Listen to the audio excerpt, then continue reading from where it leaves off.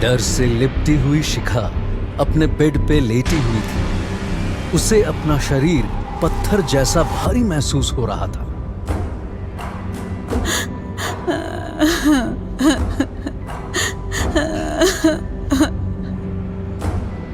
मासी, उठो। वो उठ के लाइट ऑन करना चाहती थी, लेकिन वो अपनी जगह से हिल नहीं पा रही थी। तभी कमरे में एक बुरी दुर्गंध फैलने लगी, जैसे कुछ जल रहा हो।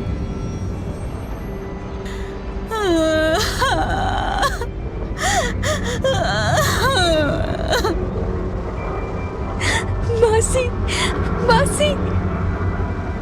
शिखा को अपने बेड की एक तरफ से बहुत गर्मी महसूस होने लगी, जैसे वो आग के पास लेटी हुई।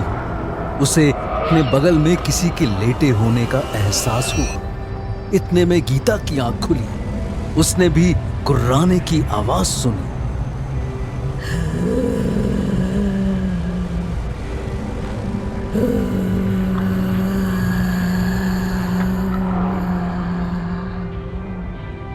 शिखा? मासी। हाँ शिखा, मैं यही हूँ। आपको ये आवाज सुनाई दे रही है? हाँ, मेरी बात ध्यान से सुन शिखा। उससे बात मत करना। हाँ। शिखा, बिल्कुल मत डरना। बस चुप लेटी रहना। गीता ने अंधेरे में अपने बेड साइड टेबल से रुद्राक्ष की माला उठाई और कोई मंत्र बुदबुदाने लगी। शिखा आंख बंद किए लेटी रही। गीता मंत्र बुदबुदाती रही। अपने कमरे में खिड़की के पास खड़ी शिखा होटल के लॉन की तरफ देख रही थी। उसे बहुत थकान महसूस हो रही थी। एक ही दिन में उसकी आंखों के नीचे काले गड्ढे पड़ गए थे, जैसे कि वो दिनों से सोई नहीं थी। शिखा? हाँ मम्मा। उसने पलट के देखा तो वहां उसकी माँ, पापा और गीता मासी खड़े थे। गीता ने बढ़ के उसके सर पे हाथ रखा। तुम्हारा बुखार तो बढ़ गया है। बेटा, बस कुछ ही देर में सब गेस्ट निकल जाएंगे, फिर हम तुम्हें डॉक्टर के पास ले चलेंगे। शिखा की माँ अपनी बेटी को पहचान नहीं पा रही थी। एक ही रात में शिखा बिल्कुल बदल गई थी। माँ, मैं रात भर सोई नहीं हूँ, थोड़ी देर सो लेती हूँ। तभी दरवाजे पे किसी ने नॉक किया। सबने मुड़कर देखा, दरवाजे पे विश्वास खड़ा था। विश्वास ने जब शिखा को देखा तो शॉक्ड रह गया। शिखा चुपचाप उसे देख रही थी। उसे नहीं पता था विश्वास उसे इस हाल में देख के क्या सोच रहा था। शिखा, मेरे मॉम, डैड और फैमिली सब निकल रहे हैं, लेकिन मैं यही हूँ। तुम्हारी तबीयत ठीक हो जाएगी तो हम यहाँ से साथ चलेंगे। शिखा की आंखों में आंसू आ गए। थैंक यू विश्वास। अरे थैंक यू किस लिए? I am here for you. Shikha मुस्कुराई। शिखा की तबीयत, उसकी घटती हालत सबको दिख रही थी, बस कोई कुछ कह नहीं पा रहा था। शाम के 3 बज रहे थे। शिखा अपने कमरे में सो रही थी। उसके कमरे का दरवाजा थोड़ा सा खुला हुआ था। उसकी माँ ने अंदर झांक के देखा। शिखा थोड़ी सी हिली। उसकी माँ ने धीरे से दरवाजा बंद कर दिया कि वो कहीं उठ ना जाए। उनके पीछे होटल कॉरिडोर में गीता खड़ी थी। सोई हुई है, चलो। कुछ देर में शिखा की माँ और गीता मासी होटल के रेस्टोरेंट में बैठे चाय पी रहे थे। रेस्टोरेंट में और कोई भी नहीं था। गीता? हाँ दी। शिखा की माँ गीता को घूर के देख रही थी। गीता उनका सवाल समझ गई। दीदी, शिखा बीमार नहीं है। कुछ है, कोई ताकत जो उस पे हावी होने की कोशिश कर रही है। क्या? कैसी ताकत? क्या बोल रही हो तुम? किसी ने मेरी बच्ची पे जादू टोना किया है क्या? नहीं, जादू टोना इतना ताकतवर नहीं होता। मैंने उस ताकत को महसूस किया है, उसकी आवाज सुनी है। आवाज सुनी है मतलब? दीदी, मैं समझा नहीं पाऊंगी अभी, पर कुछ है शिखा के साथ। मेरी तो कुछ समझ में नहीं आ रहा। शिखा ही क्यों, और वो भी जब उसकी शादी होने वाली है। पता नहीं विश्वास के रिश्तेदार मेरी बच्ची के बारे में क्या सोच रहे होंगे। दीदी, पहले तो लोग, रिश्तेदार, समाज क्या बोलेंगे, क्या सोचेंगे, इसके बारे में सोचना बंद कर दो। आपकी बेटी की हालत खराब है और आप, मुझे याद है जब बचपन में मुझे प्रॉब्लम्स हुई थी तो आपने मुझसे दूरी बना ली थी। मुझे माफ कर दे गीता, मैं ना समझ थी। उस वक्त ना समझ थी, आज तो समझदार बनो। मुझे आपसे माफी नहीं चाहिए। और ये सब शिखा के साथ क्यों हो रहा है, मैं इसी बात का जवाब ढूंढने की कोशिश कर रही हूँ। शिखा को कुछ होगा तो नहीं ना गीता? ऐसी ताकतों से जीतना आसान नहीं होता दीदी। मैंने उसे एक तावीज पहनाया है, बस उसकी तबीयत थोड़ी ठीक हो जाए, हम यहाँ से जल्द निकल जाएंगे। मैं जब से यहाँ आई हूँ मुझे ठीक नहीं लग रहा। शाम के 5 बज रहे थे। होटल के ग्राउंड फ्लोर के सामने एक बड़ा सा डेक था जहां से सामने सारा जंगल दिखता था।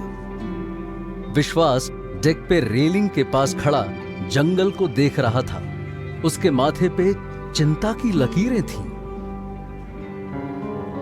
शिखा की आवाज से विश्वास उचका। विश्वास? उसने मुड़ के देखा। शिखा उसके ठीक पीछे खड़ी थी। I am sorry. Please stop saying sorry. अब तुम्हारी तबीयत कैसी है? वैसे ही है। विश्वास ने उसके माथे पे हाथ रखा। शिखा को अभी भी बुखार था।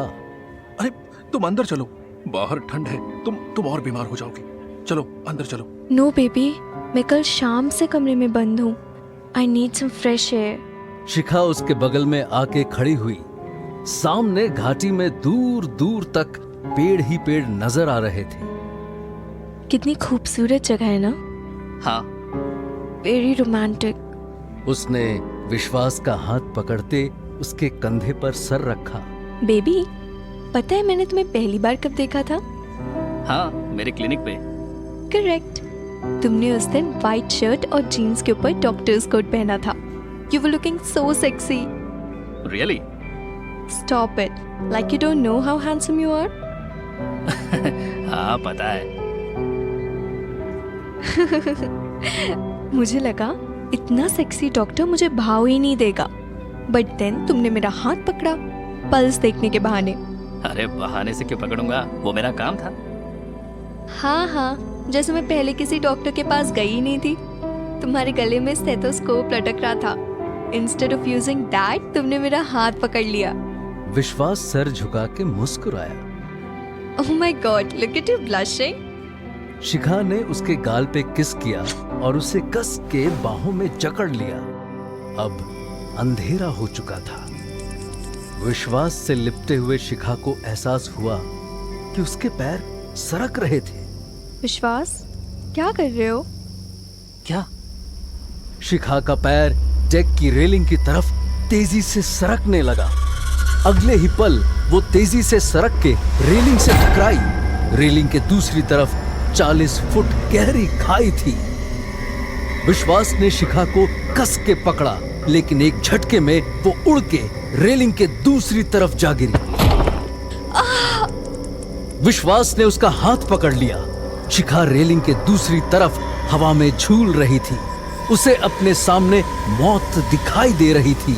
विश्वास उसे कस के पकड़ा हुआ था। विश्वास, मुझे छोड़ना मत, मुझे छोड़ना मत। उसकी चीख सुन के स्टाफ के 2 लोग और शिखा के पापा भी वहां आ पहुंचे। सब ने भाग के शिखा को पकड़ा। वो सब शिखा को अपनी तरफ खींच रहे थे, लेकिन ऐसा लग रहा था जैसे उसे कोई पीछे खींच रहा था। सब ने मिलकर पूरी जान लगा दी और आखिरकार शिखा को ऊपर खींच लिया। शिखा डेक पे आ गिरी।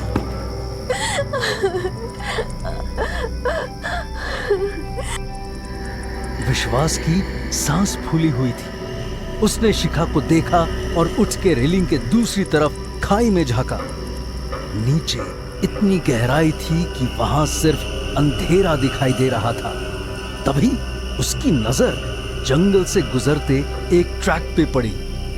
वहां किसी की परछाई थी, पर अंधेरे में उसका चेहरा नजर नहीं आ रहा था। जंगल के उस ट्रैक पे अंधेरे और पेड़ों से छुपा हुआ बाबा ऊपर विश्वास को देख रहा था। शिखा होटल के कॉरिडोर में चल रही थी। उसे कॉरिडोर के एंड में एक दरवाजा दिखाई दे रहा था। कॉरिडोर के फर्श पे कई सांप रेंग रहे थे।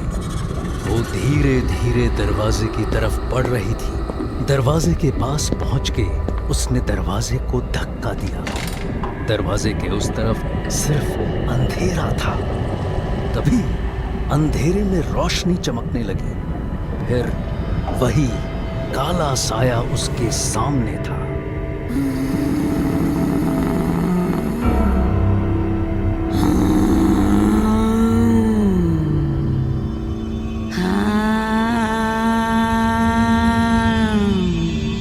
शिखा डर से पीछे हटने लगी। इतने में काले साए ने अपना मुंह खोला और उसके मुंह में से एक सांप निकल के शिखा पे झपटा। सांप शिखा के गले से लिपट गया। शिखा दोनों हाथों से सांप को गले से छुड़ाने की कोशिश करने लगी।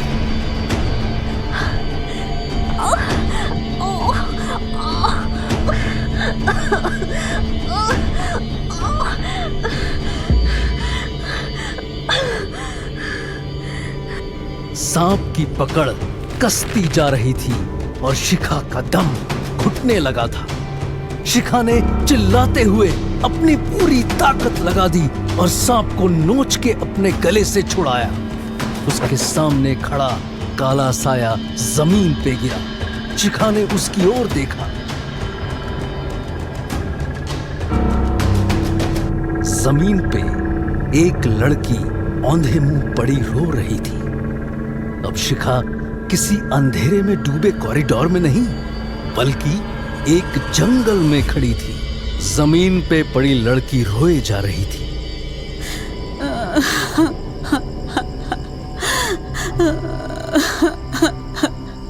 शिखा पलट के जाने लगी, पर उस लड़की के रोने में इतना दर्द था कि कुछ कदम चलते ही वो वापस मुड़ी। उसका रोना शिखा को अपने सीने में महसूस हो रहा था। शिखा उसके पास गई और उसके बगल में बैठी। उस लड़की के हाथ कांप रहे थे। शिखा ने उसकी पीठ पे हाथ रखा। क्या हुआ? लड़की ने रोना बंद करके अपना सर उठाना शुरू किया। शिखा डर के उठी, पर वो लड़की अब हवा में उसके सामने तैर रही थी। लड़की का शरीर जला हुआ था और उसकी आंखें चमक रही थी।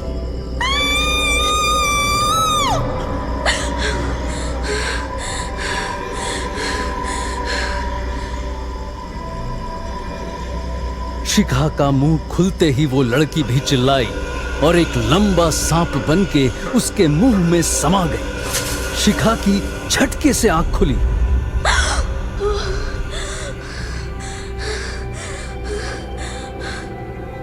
वो पसीने में सर से पांव तक डूबी हुई थी।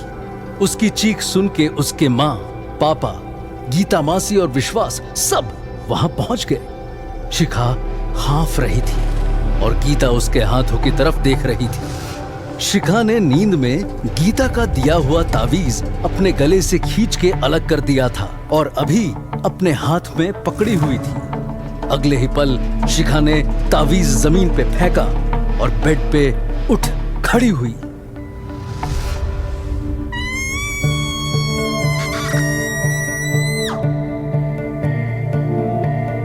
उसने चिल्लाते हुए बेड से छलांग लगाई और जमीन पे अपना माथा दे मारा।